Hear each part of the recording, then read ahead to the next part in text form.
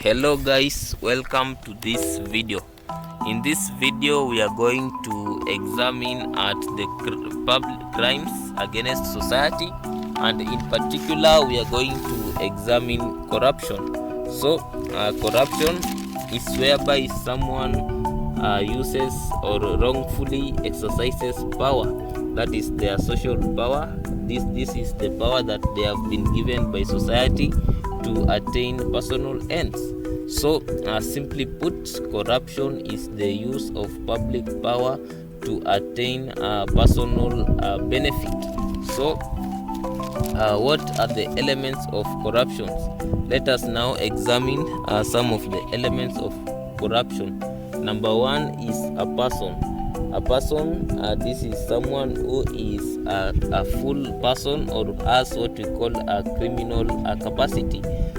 This is really important because for a charge of corruption to be sustained, it has to be against a person, that is a legal person.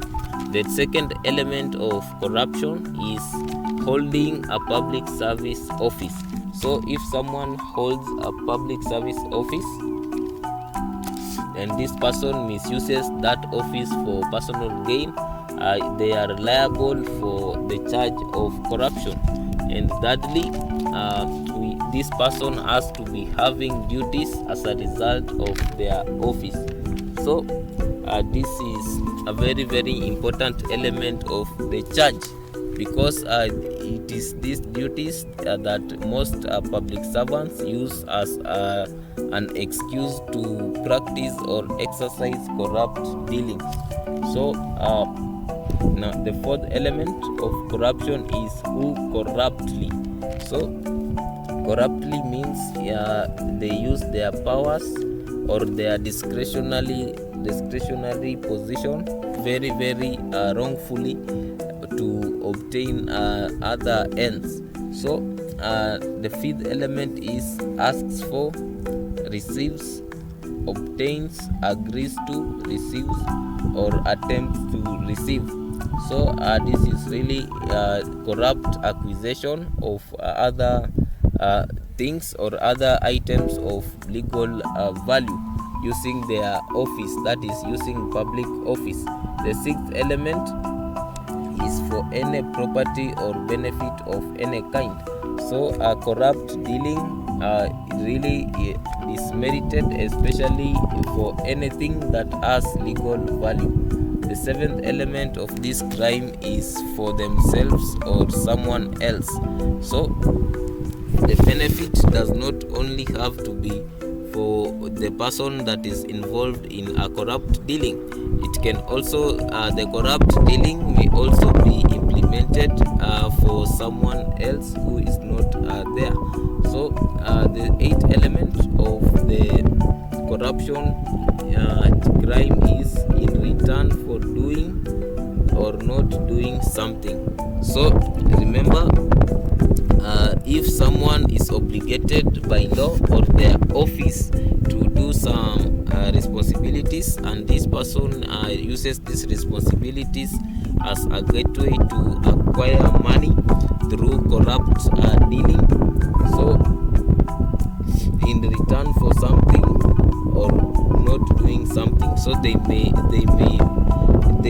desist from doing their duties because they are being paid by someone else, or they may do their duties in a certain way because they are being paid in a certain way. All these count, or these sustain the charge of corruption. So the final element of this charge of corruption is in the course of their public service duties.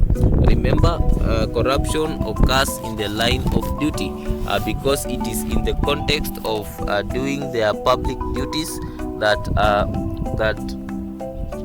corruption can really cause a lot of harm and damage to the people that are supposed to benefit. So those are the elements of corruption. We also have to note that corruption is a very, very bad crime, because it causes damage not only to a few people but to the entire social fabric at large, especially in developing countries, whereby a few people are in control of huge chunks of resources, the national largesse and national assets. That is very bad, especially when they are involved in corrupt dealing. This crime affects the entire society and the entire social fabric.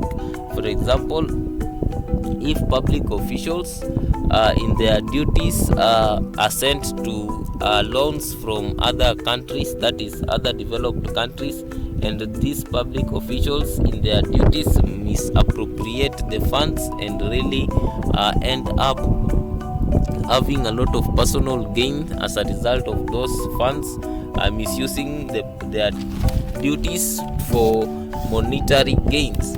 That is really bad, because it affects the taxpayer. The taxpayer will end up paying more and more taxes towards people who are wasting it on and on. So corruption is really bad, because it undermines the entire social fabric. Thank you for watching this video. Like, share and subscribe.